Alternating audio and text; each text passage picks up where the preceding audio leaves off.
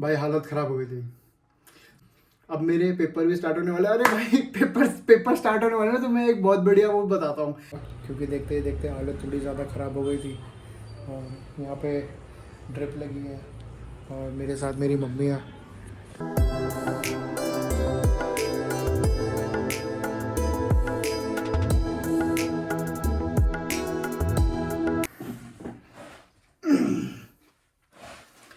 हाँ जी भाई, तो क्या हाल है, क्या हाल है, क्या हाल है भाई। मिस करा मेरे को?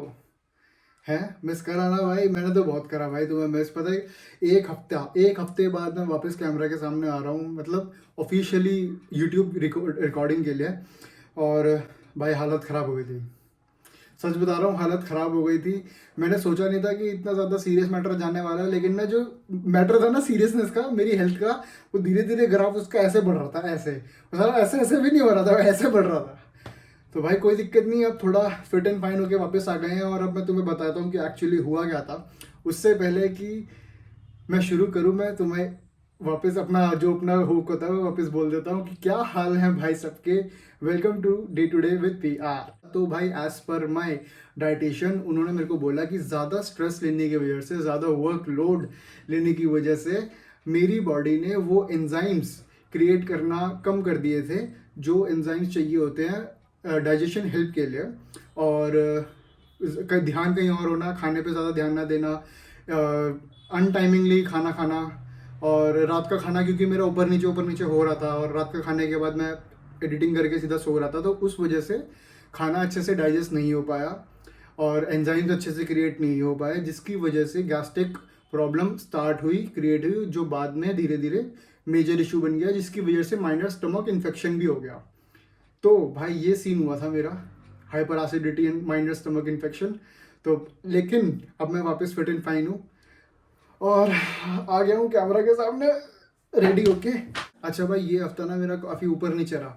कई बार मैं सोचता था कि यार यूट्यूब स्लो नहीं होना चाहिए, consistency is the key, slow नहीं होना चाहिए। फिर मैं बोलता कि यार नहीं यार, अपनी भी एक लाइफ है, वर्क को इतना ज़्यादा प्रायोरिटाइज मत करो कि तुम अपनी हेल्थ ख़राब कर लो। भाई हेल्थ अपनी जगह होनी चाहिए, काम अपनी जगह होने चाहिए, दोनों में बीच में बैलेंस करना आना चाहिए। मैं बैलेंस नहीं कर रहा था, मैं अपने आप को प्रायोरिटाइज ही नहीं कर रहा था, मैं सिर्फ वर्क वर्क वर्क वाला मोड होना रखा था मेरा।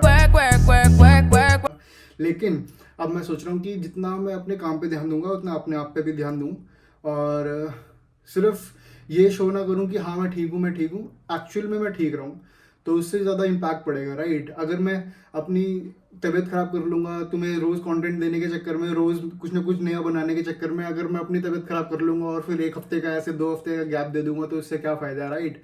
रदर देन मैं ठीक रहता हूँ, खुश रहता हूँ, हेल्दी रहता हूँ, फिट रहता हूँ, और स्मॉल स्मॉल इंटरवल्स में कंटेंट देता हूँ, क्योंकि अब मेरे पेपर भी स्टार्ट होने वाले हैं। अरे भाई पेपर स्टार्ट होने वाले हैं तो मैं एक बहुत बढ़िया वो बताता हूँ। मैंने तुमको अपनी डेट शीट दिखाई थी ना, उसमें ना एक अमेंडमेंट हुई, उसमें एक चेंजेस हुए।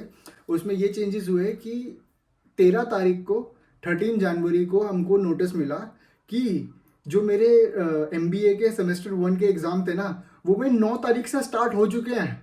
मुझे 13 तारीख को इंफॉर्मेशन मिली है कि 9 तारीख से पेपर स्टार्ट हो चुके हैं, जिसको उसकी जो सेक्रेटरी जिसने साइन करा ना, वो 10 तारीख को करा है। तो मेरे पास प्रूफ भी है कि 10 तारीख में साइन हो रखे हैं, 9 तारीख से पेपर स्टार्ट है, और स्टूडेंट को नोटिफाई करा है 13 तारीख को। तो जितने पेपर गए वो गए, वो अब अगले सेमेस्टर में एडजस्ट होंगे या फिर अगले से अगले सेमेस्टर में एडजस्ट होंगे, बट तब तक क्या होने वाला कुछ नहीं पता। तो अभी तो मेरे को पता, लिटरली मैं आज सुबह अपना पेपर देने बैठा ना, मुझे समझ भी नहीं आया कि भाई लॉगिन कैसे करना है या फिर क्या कर, सब कुछ ना डप हो गया सी। तो भाई अगर जैसा आपको याद होगा तो पहले मेरे पेपर 7 तारीख को स्टार्ट थे, लेकिन 7 तारीख को हुआ ही नहीं, ना 7 को ना 8 को। और उसके बाद ना मैंने सोचा कि भाई 7-8 को नहीं हुए, उसके बाद तबीयत इतनी ख़राब थी, मैं हॉस्पिटलाइज था। और उसके बाद 13 तारीख को नोटिफिकेशन ये आई कि भाई 9 पेपर थोड़े पोस्टपोन हो गए, और पोस्टपोन होने की नोटिफिकेशन मुझे आई 13 तारीख को, और जो डिक्लेयर हुआ है, जो पास हुआ है 10 तारीख में। तो भाई ये सीन हुआ। तो भाई पिछला हफ्ता काफ़ी, जैसा मैं बता चुका हूँ, up and down roller coaster की तरह था। तो मैं तुम्हें कुछ छोटे छोटे ना वो ग्लिम्स दिखाता हूँ, 4-5 मिनट के होंगे आई गेस। वो ग्लिम्स दिखाता हूँ कि मेरा पिछला हफ्ता कैसा रहा, अंदर बाहर, हॉस्पिटल के अंदर, हॉस्पिटल के बाहर।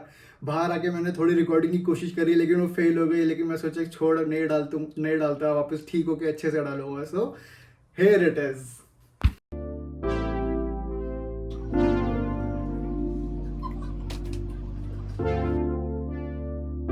यार। तो भाई अब मैं तुमको सबसे पहले एक फनी बात बताता हूँ कि इससे पहले जो मैंने रिकॉर्डिंग करी थी ना, उसमें मेरी beanie cap throughout the video ऐसी हो रखी थी और मैंने नोटिस नहीं करी और मैं पूरी वीडियो बना रहा हूँ और वीडियो बन गई। मैं देखा तो ऐसा हो रखा था। तो कोई बात नहीं। संडे को मेरी तबीयत सीवियर, कुछ ज़्यादा ही सीवियर हो गई थी, कुछ ज़्यादा तबीयत ख़राब हो गई थी। तो आज सुबह मैं और मेरी मम्मी हॉस्पिटल भी गए थे, जहाँ पे मेरा लाइफ में पहली बार अल्ट्रासाउंड हुआ, जिसमें किडनी, गॉल ब्लैडर, पैंक्रियाज और स्टमक सब कुछ ऑल ओके है, ऑल क्लियर है। डॉक्टर ने ग्रीन फ्लैग दे दिया। हाँ जी भाई, तो अपडेट ऐसा है कि हॉस्पिटल में एडमिट होना पड़ गया, क्योंकि देखते ही देखते हालत थोड़ी ज़्यादा ख़राब हो गई थी। और यहाँ पे ड्रिप लगी है और मेरे साथ मेरी मम्मी है।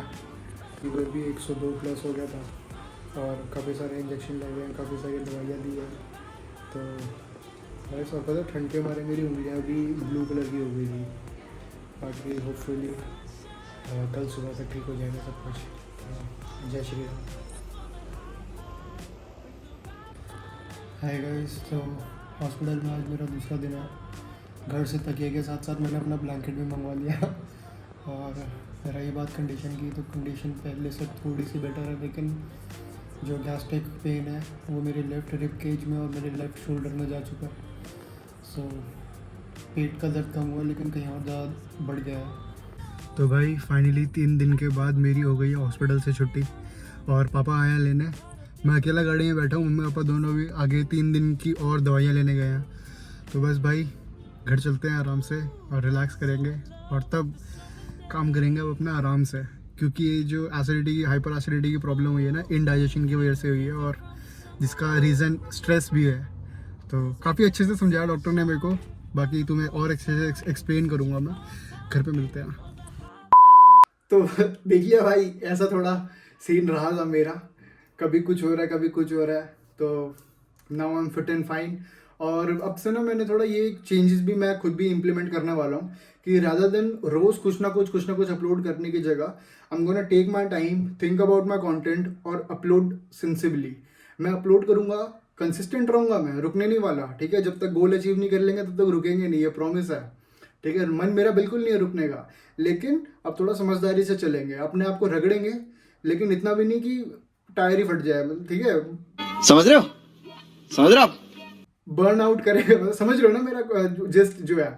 मतलब मेरा मेन पॉइंट ये है कि भाई अपने आप को काम करेंगे, लेकिन इतना भी नहीं कि तबीयत खराब हो जाए, और कंसिस्टेंट रहेंगे। लेकिन अब मैं सोच सोच के डालूंगा वीडियोस कि कब क्या डालना है, या फिर नेक्स्ट क्या इंटरेस्टिंग मैं बना सकता हूँ। हो सकता है कि मैं हफ्ते में सिर्फ 4 वीडियोस डालूँ, लेकिन उन 4 वीडियोस के पीछे ना मैं सोचूंगा, बाकी जो 3 दिन होंगे ना हफ्ते के, उन 3 दिनों में मैं सोचूंगा कि यार मैंने अगर हफ्ते में 7 वीडियो नहीं डाली है, 4 वीडियो डाली है, तो 4 में मैं ऐसा कंटेंट दूं जिसको लोगों को पसंद आए, तुम्हें पसंद आए, एंगेजिंग रहे। राइट।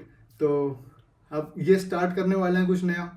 ठीक है, पहले तो मैं ये था कि रोज़ कुछ डालो कुछ डालो कुछ डालो, तो उससे मैं अपने आप के लिए एक स्ट्रेस क्रिएट कर रहा था, प्रेशर क्रिएट कर रहा था। आफ्टर ऑल मैं अभी एक नया यूट्यूबर हूँ भाई। अभी तो मेरे 500 सब्सक्राइबर भी कंप्लीट नहीं हुए, जो लेकिन होपफुली मार्च से पहले हम करके दिखा देंगे। ठीक है, तो अभी टुडे इज जनवरी 14, 14 जनवरी है। 5 या 6 जनवरी को मेरी तबीयत खराब होना शुरू हुई थी। एक हफ्ता पूरा मैंने लिया अपने आप को ठीक करने के लिए। आज 14 जनवरी है। से मंडे को एक्चुअली मेरे छोटे भाई का बर्थडे भी है। मंडे 15 जनवरी मेरे छोटे भाई का बर्थडे है। That is Aarush Rawat AKA Chintu. So wish him happy birthday. बेचारे का क्या सेलिब्रेट होगा यार, बेचारे का कल प्रैक्टिकल है, बोर्ड में है वो, 12वीं में। उसको पेपरों से अभी उसका ध्यान ही कहाँ होगा, लेकिन देखते हैं वो यहाँ पे रहेगा तो ठीक है, वरना वो शायद कहीं और ही जाने वाला है। तो वो तो चलो बात की बात है, हम मेन ऑफ ट्रैक नहीं होते, वापस अपनी बात पे आते हैं कि एक हफ्ता कर लिया बर्बाद। अब कंटेंट अच्छा करने की कोशिश करेंगे। ठीक है, रेगुलर नहीं होता कोई फर्क नहीं पड़ता। It should be engaging, informative, knowledgeable, entertaining and what ever which suits you. And बस यार, हो गया हूँ ठीक। आपका PR खुश है, खुशामद है। आप सबकी दुआएं ने काम कर दिया। जिसने मेरे लिए प्रे करा, मेरे को मैंने सबके अंदर वहाँ पे पढ़ रहा था बैठ के कि सबने लिखा get well soon, please get well. एक तो कह रहे प्लीज गेट वेल सून कर रहा था। थैंक यू सो मच यार, आई लव यू ऑल। और बस फिट एंड फाइन हूँ, दूध दही नहीं छोड़ेंगे अब। और बाकी thank you so much guys.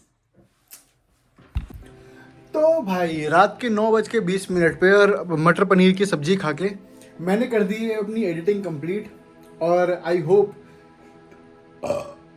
यह एंड आई होप कि आपको मज़ा आया होगा। मज़ा क्या यार, आपको इन्फॉर्मेशन सारी मिल गई होगी कि मेरा एक हफ्ता कहाँ गया। तो thank you so much for watching and I hope you will enjoy the upcoming content.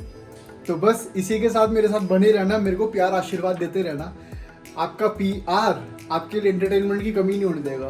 तो आपको पता है अब क्या करना है, लाइक शेयर सब्सक्राइब करो, कमेंट में डिस्क्राइब करो। PR peace out.